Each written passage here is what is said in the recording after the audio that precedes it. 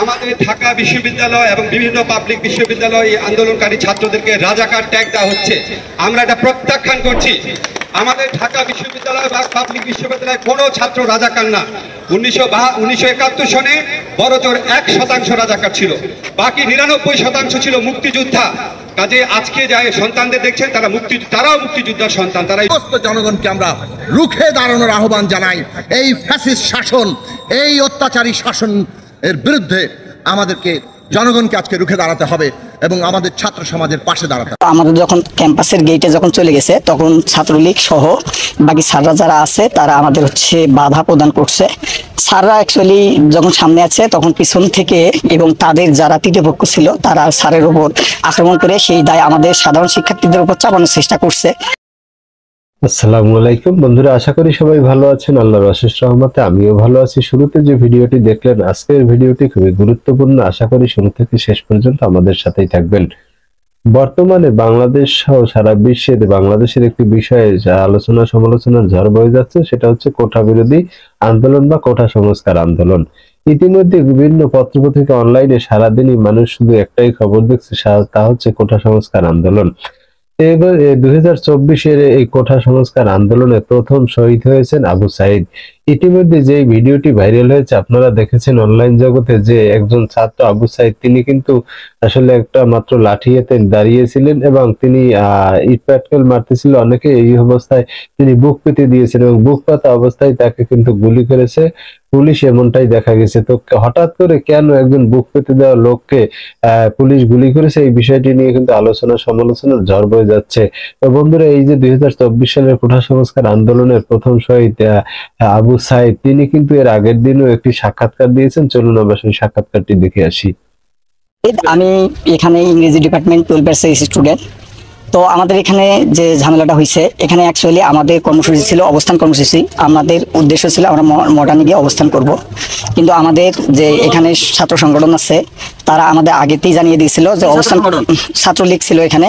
তো ওরা আমাদের জানিয়ে দিচ্ছে যে এখানে আপনাদের অবস্থান কর্মসূচি করা যাবে না, আপনারা পদযাত্রা করেন।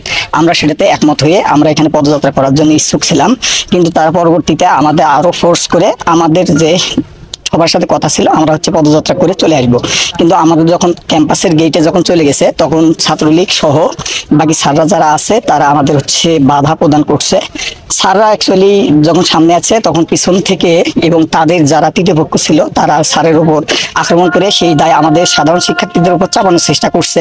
এই রকম যে আন্দোলন থাকে সেই আন্দোলনগুলোতে বরাবরই ছাত্র তৃতীয় পক্ষ ঢুকে এবং সাধারণ শিক্ষার্থীদের উপর দায় চাপানোর চেষ্টা করে। তাই আমি আপনাদেরকে নিশ্চিত করতেছি যে এখানে কিছু করে নাই নাকি না, এখানে আমাকে ছাত্রলীগের সভাপতি আমাকে চড় থাপ্পড়ে মারছে। এখানে উনি আমাকে নিজে স্টিল আমাকে থাপ্পড় মারছে। এখানে কথা হচ্ছিল আমাদের গত 9 দিন ধরে এখানে আমরা অনুষ্ঠান করতে সমাবেশ করতেছি। এখানে কোনো প্রকার আমাদের সাধারণ শিক্ষার্থী বিশৃঙ্খলা করে নাই, কিন্তু ওনারা আসার কারণে এই বিশৃঙ্খলা হয়েছে। এই দায়ভার সাধারণ শিক্ষার্থীদের না।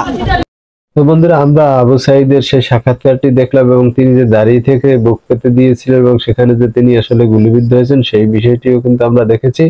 তো এবারে এই বিষয়টি নিয়ে কিন্তু আসলে কথা বলেছেন যে গণসংহতি আন্দোলনের প্রধান সমন্বয়ক জুনায়েদ সাকি। তিনি কিন্তু সাধারণ ছাত্রদের পক্ষে নামার জন্য সাধারণ মানুষকে অনুরোধ করেছেন এবং তিনি জানিয়েছেন যে এই অবস্থায় সাধারণ মানুষ অবশ্যই এবং তারা সাধারণ ছাত্রদেরকে সমর্থন দিচ্ছেন এবং তাদের পাশে সবসময় থাকবেন এবং সাধারণ মানুষকেও তাদের পাশে থাকার জন্য অনুরোধ করেছেন।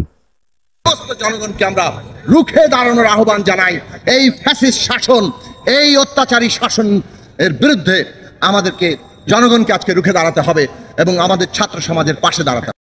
বন্ধুরা, এছাড়াও গুরুত্বপূর্ণ বক্তব্য দিয়েছেন কোটা সংস্কার আন্দোলন নিয়ে গুরুত্বপূর্ণ বক্তব্য দিয়েছেন ঢাকা বিশ্ববিদ্যালয়ের আইন বিভাগের অধ্যাপক আসিফ নজরুল স্যার। তিনি বলেছেন যে 1971 সালে রাজাকার ছিল বাংলাদেশে মাত্র 1%, বাকি 99% মানুষই ছিল কিন্তু মুক্তিযুদ্ধের পক্ষে বা মুক্তিযোদ্ধা। তো তিনি দাবি করেছেন তার যে ভার্সিটির ছাত্রদের বা কোমলমতি ছাত্ররা বাংলাদেশের ছাত্রদের রাজাকার ট্যাগ দিয়েছেন, এটা তিনি মানতে নারাজ, এটা তিনি প্রত্যাখ্যান করেছেন। তো এই ব্যাপারে তিনি যারা গুরুত্বপূর্ণ বক্তব্য দিয়েছেন, চলুন আমরা তার গুরুত্বপূর্ণ বক্তব্যটি শুনে আসি। যে কোটা সংস্কার আন্দোলন যারা করছিল, এই আন্দোলনটাই হচ্ছে মুক্তিযুদ্ধের প্রকৃত চেতনা। কারণ আমাদের 72 সালের সংবিধান আমাদের মুক্তিযুদ্ধের সবচেয়ে বড় চেতনার মধ্যে একটা ছিল হচ্ছে অসাম্য, বৈষম্যহীনতা, equality of opportunity, non discrimination. আমাদের ঢাকা বিশ্ববিদ্যালয় এবং বিভিন্ন পাবলিক বিশ্ববিদ্যালয় আন্দোলনকারী ছাত্রদেরকে রাজাকার ট্যাগ দেওয়া হচ্ছে। আমরা এটা প্রত্যাখ্যান করছি। আমাদের ঢাকা বিশ্ববিদ্যালয় বা পাবলিক বিশ্ববিদ্যালয়ে কোনো ছাত্র রাজাকার না। 1971 সনে বড়জোর 1% রাজাকার ছিল, বাকি 99% ছিল মুক্তিযোদ্ধা। কাজে আজকে যাই সন্তানদের দেখছেন তারাও মুক্তিযোদ্ধার সন্তান, তারা এই জনযুদ্ধের মুক্তিযুদ্ধের সন্তান। তাদেরকে রাজাকার ট্যাগ দেওয়া বন্ধ করেন, রাজাকার ট্যাগ দেওয়ার রাজনীতি সরকার বন্ধ করেন। এটা করতে করতে আপনারা মুক্তিযুদ্ধের চেতনাকে হেয় করছেন। সেকেন্ড কথা হচ্ছে আমাদের ছাত্রদের উপর যারা গুলি চালিয়েছে, মেরেছে, এটা হচ্ছে ফৌজদারি অপরাধ, এটা হচ্ছে মার্ডার, এটা হচ্ছে কালপাবল হোমিসাইড, এটা মৃত্যুদণ্ডযোগ্য অপরাধ। অবশ্যই এই অপরাধে বিচার করতে হবে এবং এই অপরাধে সরকারের যেসব মন্ত্রী, আওয়ামী লীগের যেসব নেতা প্রকাশ্যে ছাত্রলীগকে এই আন্দোলন দমন করার নির্দেশ দিয়েছেন, তারা এই অপরাধের অ্যাবেটার, এই অপরাধের সহায়তাকারী হিসেবে তাদেরকে বিচার করতে হবে।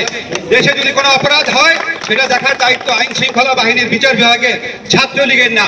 শেষ কথা আমি বলছি, আজকে যে বিশ্ববিদ্যালয় বন্ধের ঘোষণা দেওয়া হলো, এটা কার স্বার্থে দেওয়া হলো? এটা কি আমাদের সাধারণ ছাত্রদের স্বার্থে? তাদের কি স্বার্থটা বিবেচনা করা হয়েছে? তাদের কণ্ঠ বিবেচনা করা হয়েছে কিনা? আজকে আমরা শুনেছি 6টার সময় হল ভ্যাকেট করার সিদ্ধান্ত এসেছে। আমরা স্পষ্ট ভাষায় বলতে চাই, হল ছাত্ররা ভ্যাকেট করুক আর না করুক, এটা তাদের সিদ্ধান্ত। হলে বা অন্য কোথাও তাদের উপর আর কোনো নির্যাতন আমরা সহ্য করব না। তো বন্ধুরা, আপনারা যে দেখলেন যে আসিফ নজরুল স্যারের বক্তব্য শুনলেন, এছাড়া গণসংহতি আন্দোলনের প্রধান সমন্বয়ক জুনায়েদ সাকির বক্তব্য শুনলেন, এছাড়া আবু সাঈদের যে বক্তব্য তিনি আসলে নিহত হওয়ার আগে দিয়েছেন সেটা শুনলেন। তো অবশ্যই এই আন্দোলন নিয়ে আপনাদের যে মতামত বা এই যাদের বক্তব্য আপনারা শুনলেন, তাদের এই বক্তব্য নিয়ে আপনাদের কোনো মতামত থাকলে অবশ্যই আপনার মূল্যবান মতামত কমেন্ট বক্সে কমেন্ট করে জানাবেন এবং নিয়মিত সকল সংবাদ পেতে আমাদের চ্যানেলটি সাবস্ক্রাইব করে আমাদের পাশেই থাকুন। দেখা হবে আগামী ভিডিওতে। সেই পর্যন্ত ভালো থাকবেন। আল্লাহ হাফেজ।